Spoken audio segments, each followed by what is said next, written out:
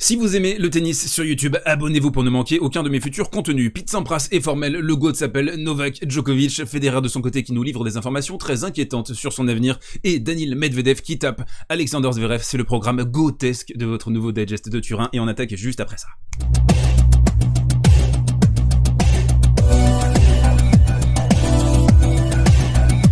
Et on attaque ce côté réseau avec les propos de Pete Sampras qui est ferme, définitif, le GOAT s'appelle Novak Djokovic, ce n'est pas Richard Gasquet, ni même Hugo Gaston, et non, c'est le Serbe. On va lire donc cet article, Sampras adoube Djokovic comme le meilleur de tous les temps. Alors très intéressant les propos forcément que de Pete Sampras, qui s'est souvenu qu'il avait été joueur de tennis dans les années 90, il avait un petit peu disparu de la circulation ces derniers temps, mais là il se refait remarquer avec le sujet, la marotte du tennis, en jaune donc. Je pense vraiment, à indiquer Sampras, que ce que Novak a fait au cours des 10 dernières années, a gagné tant de grands chelems, à être si régulier, à terminé 7 fois numéro 1, lui a terminé 6 fois, c'est pour moi le signe clair qu'il est le meilleur de tous les temps. Alors dans la langue de Shakespeare, il a dit the greatest of all time, meilleur on peut traduire par best of all time, non il a dit greatest. En violet, je suis certain que ces 7 années sont à ses yeux un bonus par rapport au tournoi du Grand Chelem qu'il a gagné, à continuer Sampras, mais plus il vieillira, plus il l'appréciera. Il a réalisé à une époque où il a dû s'imposer face à deux grands, Roger et Rafa, et il a aussi contenu la progression des jeunes joueurs, tout ça en même temps. Alors certains d'entre vous sont peut-être étonnés, choqués que Pete Sampras fasse ce type de déclaration par rapport à Novak Djokovic. On aurait pu peut-être un peu plus comprendre la filiation avec Roger Federer,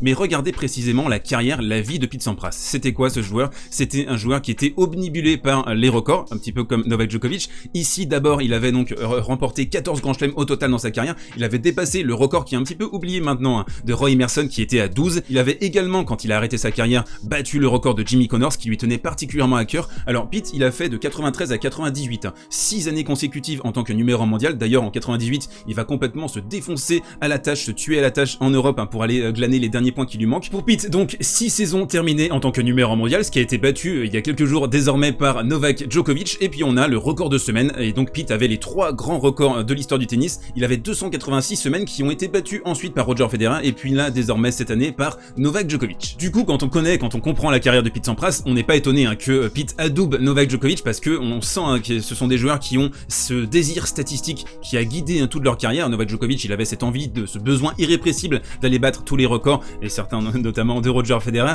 Donc on a ça, et puis on a aussi une réflexion que j'ai envie de vous partager, c'est que est-ce que les records c'est tout en fait? Est-ce que c'est l'essentiel? Est-ce que c'est l'alpha et l'oméga de ce débat? On peut aussi faire un point avec Pete Sampras et André Agassi par exemple. Quand vous parlez à des fans de tennis des années 90, ils vont souvent vous citer André Agassi, Roland Garros 99 par exemple, c'est des images qui sont très très fortes, qui sont gravées dans l'imaginaire collectif, avec les larmes quand il finit par remporter le dernier grand chelem qui lui manquait. Wimbledon 92 aussi, il remporte ce tournoi avec des conditions extrêmement rapides à l'époque et son jeu sur la baseline extrêmement agressif.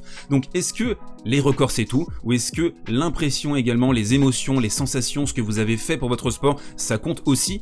Quand vous parlez de Pete Sampras, le mec a remporté 14 grands chelems, mais j'ai l'impression qu'il est complètement oublié par l'essentiel des fans de tennis. On parle peut-être plus d'ailleurs d'Agassi, de Lendl, de Connors, de Borg, qui ont remporté moins de grands chelems. Et la question que je me pose, c'est quelle trace ces gars-là vont laisser, quelle va être la trace de Novak Djokovic, son influence, son sillon qu'il va creuser pour les générations qui arrivent. Pareil pour Roger Federer, pareil pour Rafael Nadal, et puis on a ces histoires, notamment avec Ivan Lendl qui a créé le tennis moderne avec sa préparation, et donc qui a créé un peu cette filiation avec Pete Sampras et Novak Djokovic également, où aucun détail n'était laissé au hasard. Voilà, il y a des joueurs qui ont marqué l'histoire d'une façon peut-être un peu différente, peut-être pas simplement que des titres, avec une influence, avec un charisme, une aura. Ils sont arrivés à une certaine époque également. Donc je vous pose la question, malgré tous les combats homériques de Novak Djokovic, quelle va être la trace de ce joueur sur l'histoire de ce sport, au-delà des titres bien sûr? Dites-moi tout dans les commentaires. Et on enchaîne dans ce côté réseau avec des informations qui nous viennent tout droit de Roger Federer, et elles sont un petit peu inquiétantes. Lisez-le donc ici en bleu ciel. Je serais extrêmement surpris de pouvoir rejouer dès Wimbledon 2022. Alors on nous expliquait hier avec Ivan Lubicic que l'Open Australie c'était mort, mais entre l'Open Australie et Wimbledon il y a quand même 6 mois. Donc voilà, c'est un petit peu inquiétant quand même. L'Australie n'est absolument pas une option, mais ce n'est pas une surprise pour moi. Et ensuite, juste en dessous, mon monde ne s'écroulera pas si je ne rejoue jamais une finale de Grand Chelem, mais c'est mon rêve ultime d'y retourner une fois de plus, et j'y crois encore. Voilà, il a vraiment une conviction qui peut retourner en finale. Je crois à ce genre de miracle, je les ai déjà vécus. Ouais, mais c'était il y a longtemps quand même maintenant. C'était en 2017, c'était une époque où Novak Djokovic était aux fraises.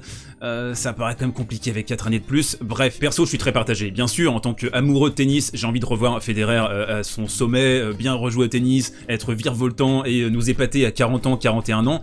Mais ça paraît quand même très compliqué, vu son état physique, vu ce qui se passe avec la nouvelle génération aussi qui pousse. On l'a vu à Wimbledon cette année, même s'il va jusqu'en quart de finale, il se fait saucer, certes un peu blessé contre Urkacz. Et puis on a un peu ce côté illusoire de allez, je vais essayer de remporter un 21e, peut-être un grand chelem pour rester relevant dans la course au GOAT.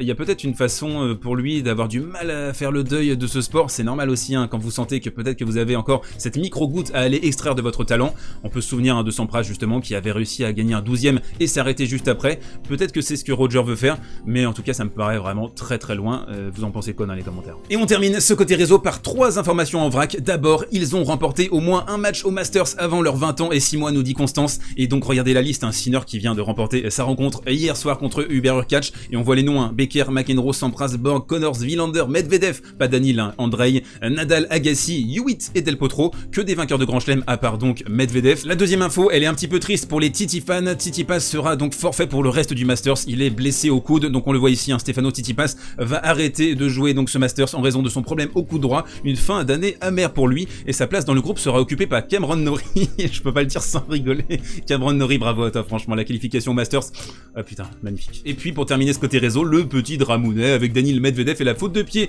lors de son match face à Alexander Zverev sur le tie-break du deuxième set. Sur ce tournoi de Turin, on est de retour avec les challenges, etc. D'ailleurs, on a eu des challenges un petit peu tactiques hein, parfois, et notamment juste après ça, quand il se fait call cette faute de pied.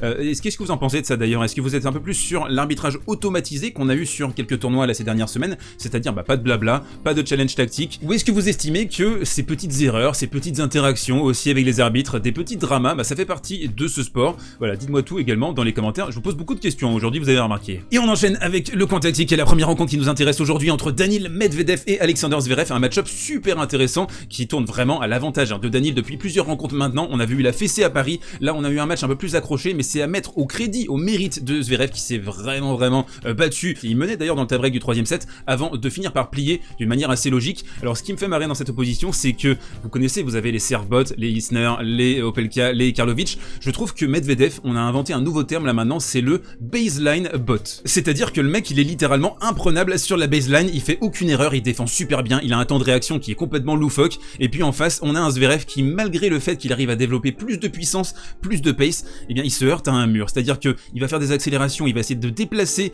Medvedev sur la latéralité, mais il va se faire renvoyer systématiquement ses balles, et au fur et à mesure Medvedev, le petit coquin, il va avancer dans le terrain, 50 cm par-ci, 40 cm par-là, et puis il va finir à l'intérieur du court. Zverev à contrario qui est là, qui est derrière l'inscription Torino, qui est à 3-4 mètres de la ligne de fond. Et le pire, c'est que malgré les 79% de première balle d'Alexander Zverev sur l'ensemble de la partie, ce qui est une statistique quand même assez prodigieuse, eh bien Daniil a remporté 30% des points sur la première adverse, 21% simplement pour Alexander Zverev, et puis on a cette qualité de retour qui est fascinante de la part du Russe, qui arrive à viser ce fameux rectangle magique dont je vous abreuve assez souvent dans les digests. 61% de ses retours ont été dans ce rectangle très long, très profond, et du coup ça empêche Zverev de développer un jeu à l'intérieur du court, un jeu agressif, et Medvedev reprend le contrôle assez vite des échanges, sauf quand on a un Zverev qui sert des aces, et on en a eu 18 sur la partie, mais ça n'a pas été suffisant. Une autre difficulté pour Zverev dans ce match-up, c'est l'absorption de puissance de la part de Daniil. Ça c'est extrêmement difficile à contrer parce que il vous attend, il s'appuie sur votre balle un petit peu à la Gilles Simon, Prime Gilles Simon si ça existe,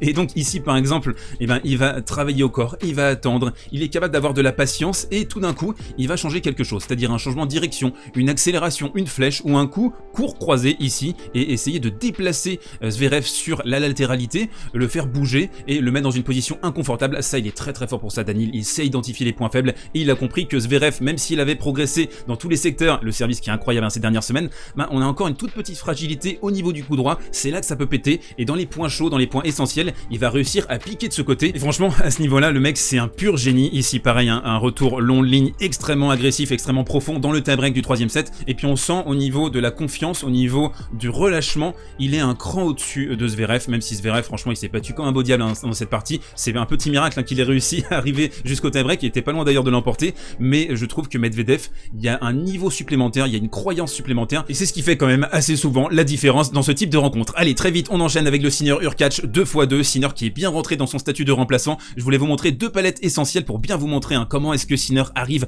à contrer les offensives adverses sur ce type de surface rapide, et en indoor on l'a vu brillant, excellent sur cette fin de saison, et notamment regardez ici la compacité, il est très très bas quand il arrive à renvoyer des balles en extension, et notamment côté revers, et puis il arrive à repartir immédiatement avec la petite glissade à la Novak Djokovic. Justement l'influence de Novak sur les générations qui arrivent, c'est ça, c'est la compacité, c'est réussir à repartir, à changer de direction, à glisser et à transitionner de la défense à l'attaque. Alors, on a eu le côté virevoltant offensif de la part de Sinner, le tonton quand il est en décalage coup droit là maintenant, ça envoie des pépites à 150 km à l'heure, faut se réveiller tôt pour essayer de les récupérer. Et on a eu donc à contrario un Hurkacz que j'ai senti un peu mou, un peu, je sais pas, il y avait pas forcément des grandes sensations, notamment sur les points chauds, 0 sur 5 sur les balles de break, et puis au total 12 winners, 28 fautes directes, c'est un ratio qui est vraiment insuffisant, et puis on l'a vu comme sur son premier match face à Daniil Medvedev, sur certains points, ça recule, ça n'accompagne pas, c'est un peu aussi paresseux au niveau des jambes, au niveau de la raideur, il prend pas le temps de se baisser, de bien être compact pour frapper la balle, pour bien l'accompagner, ici faute en longueur, même si en vrai le 6-2 au premier set il est un petit peu cruel, hein, parce que si Hurkacz gère mieux les points essentiels, il peut quand même poser des difficultés à Sinner,